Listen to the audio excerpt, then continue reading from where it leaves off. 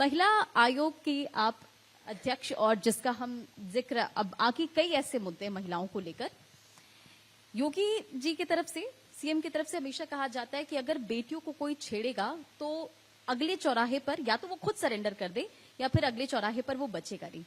और आज उत्तर प्रदेश में जो मुख्य उद्देश्य है महिला आयोग की, किस तरह से वो आगे बढ़ रहा है और सरकार जिस तरह से महिलाओं के लिए, बेटियों के लिए सुरक्षा को लेकर काम कर रही है, उस पर क्या कहेंगे? देखिए, मैं आपको बताना चाहूंगी कि मुझे शायद ये बताने की जरूरत ना पड़े कि महिला आयोग किस तरह आगे बढ़ रहा है, क्योंकि अगर आप ही के माध्यम से बताऊं तो सब ये जान रहे हैं कि महिला आयोग किस तरह से काम कर रहा है। दूसरा कहा सवाल आपने कि माननीय मुख्यमंत्री जी के बारे में, कि उन्होंने कहा कि बेटियों को जो छेड़ेगा वो कुछ भी होगा। लेकिन बिल्कुल इसमें कोई दो राय नहीं है कि पिछली सरकारों में भी हमने देखा है कि क्या दुर्दशा थी महिलाओं की या बच्चियों की। और आज आप देख सकते हैं कि पहले ना महिला सुरक्षित थी, ना बेटियां सुरक्षित थी। यही नहीं पता होता था कि वो स्कूल जाएंगी, वापस आएंगी, नहीं आएंगी। तो इस कारण चाहे वो शिक्षित होने में हो, चाहे वो उनको कुछ अपना सेल्फ डिपेंड होने के लिए हो, आत्मनिर्भर बनाने वाली दिशा में कोई काम नहीं हो पाता था, क्योंकि महिलाएं सुरक्षित नहीं थी और सुरक्षा की दृष्टि से उनको एक तरह से घर में कैद करके रख दिया जाता था, नई बात की जाती थी।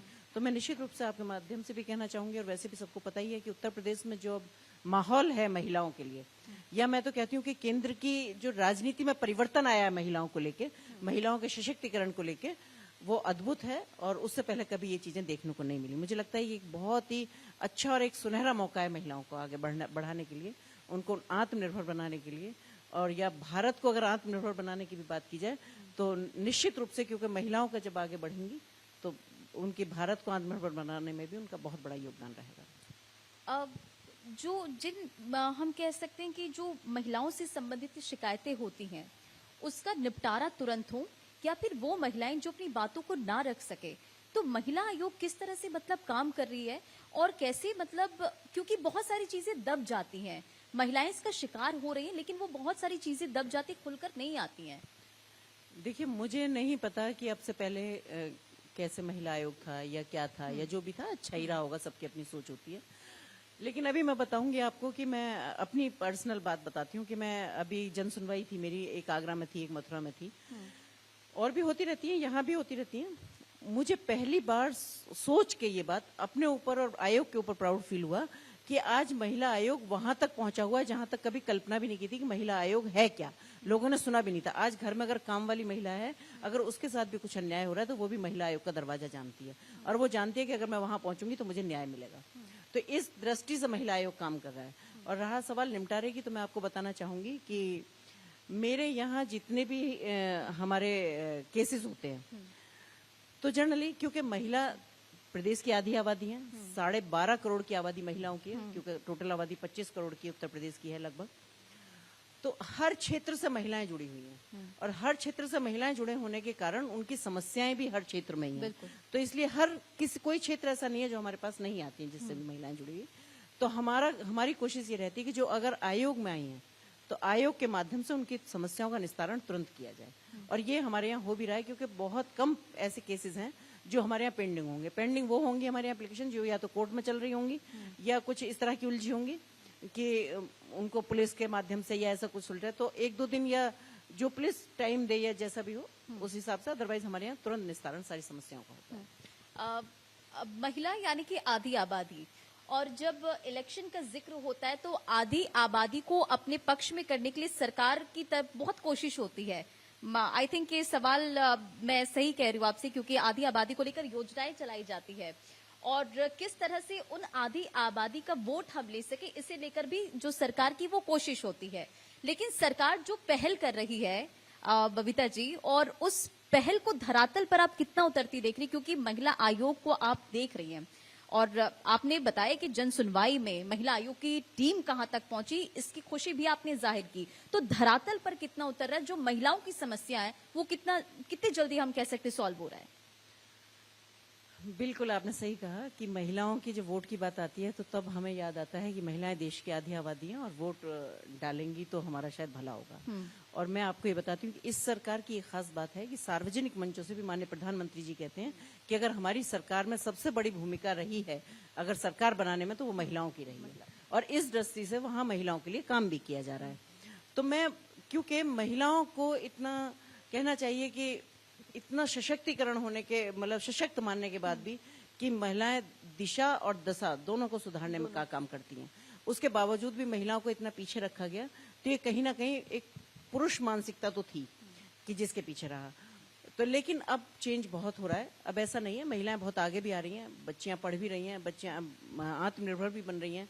और जो भी अगर सरकारों की बात की जाए तो इतनी सारी योजनाएं उत्तर प्रदेश सरकार और केंद्र सरकार की हैं कि जिनको महिलाओं को सशक्त बनाने में जिनकी बहुत महत्वपूर्ण भूमिका है।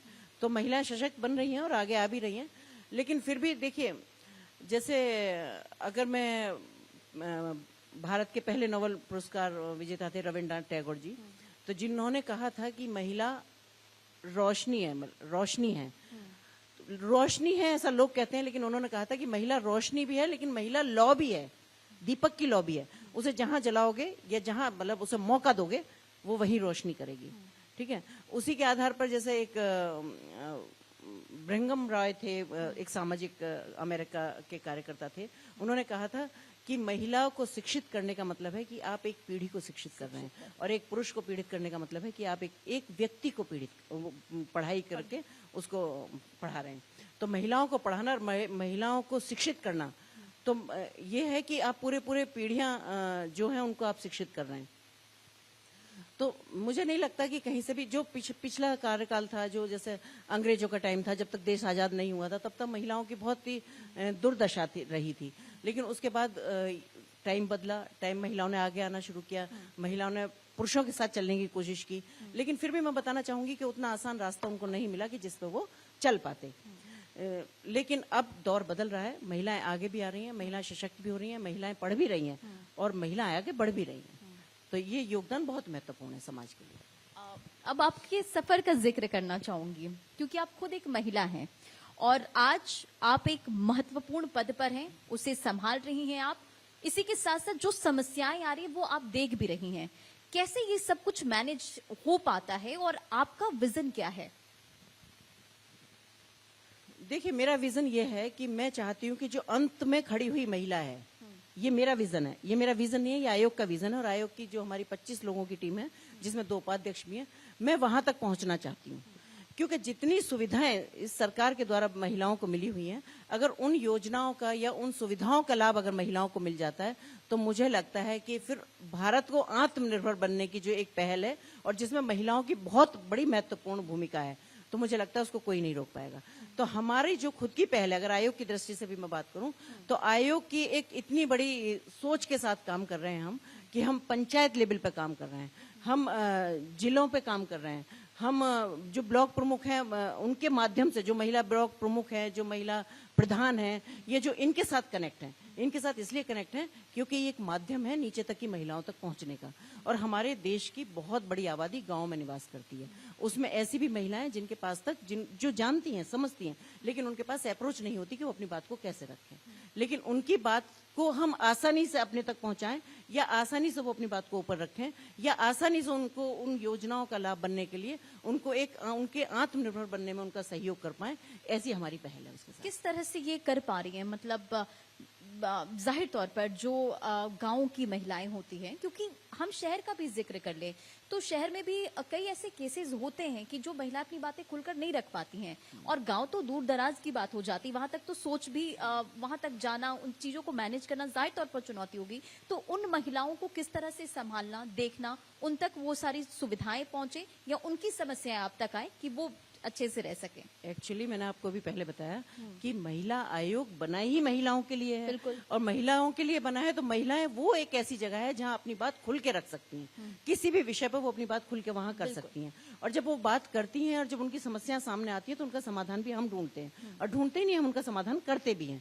तो निश्चित रूप से, क्योंकि मैं ये चाहती हूँ कि महिला आयोग महिलाओं के लिए इतना ईजी एक अप्रोच हो कि जहां उन्हें किसी भी तरह की कोई समस्या है वो हमारे पास तक पहुंचे और उसका समाधान हम कर पाए। बिल्कुल। महिला आयोग, आपने जैसा बताया कि महिलाएं आती है, जाहिर तौर पर महिला आयोग है, तो कैसी समस्याएं सबसे ज्यादा आपके पास आती हैं? कैसे आप उसे मैनेज करने की एक विजन के तौर पर काम कर रही हैं? मतलब ये आप थोड़ा हमें बताएं कि वो समस्याएं जो सबसे ज्यादा महिलाएं फेस कर रही है और कैसे उसे सॉल्व कर रहे हैं। देखिए, वैसे अगर परसेंटेज देखा जाएगा तो हमारे यहाँ घरेलू हिंसा की जो पीड़िता है वो बहुत आती हैं।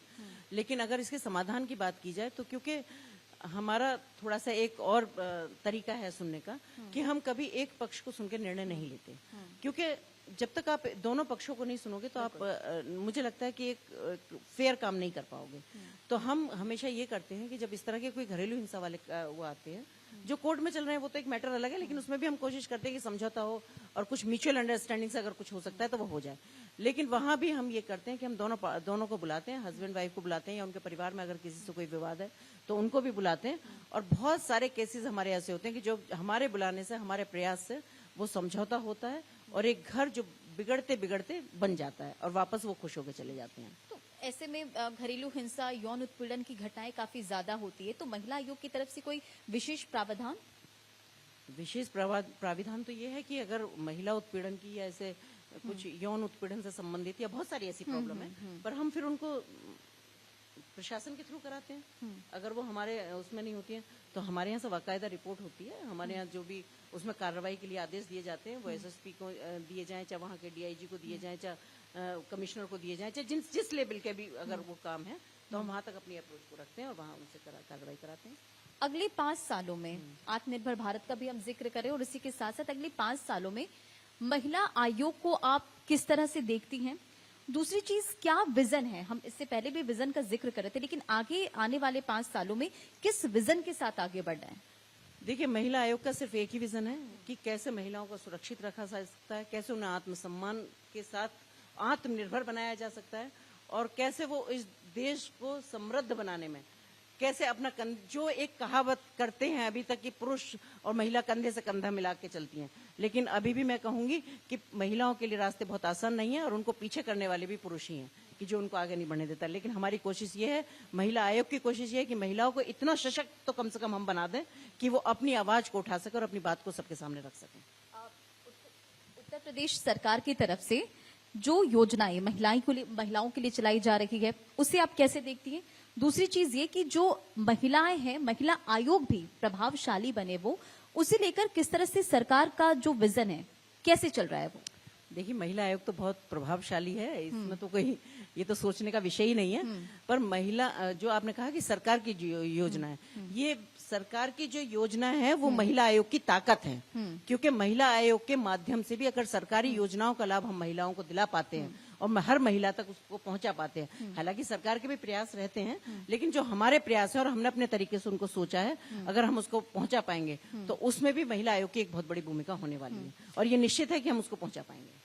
तो जाहिर तौर पर इसका जिक्र आप कर रहे हैं कि योजनाओं को लेकर, लेकिन क्या कुछ सुधार की भी जरूरत है?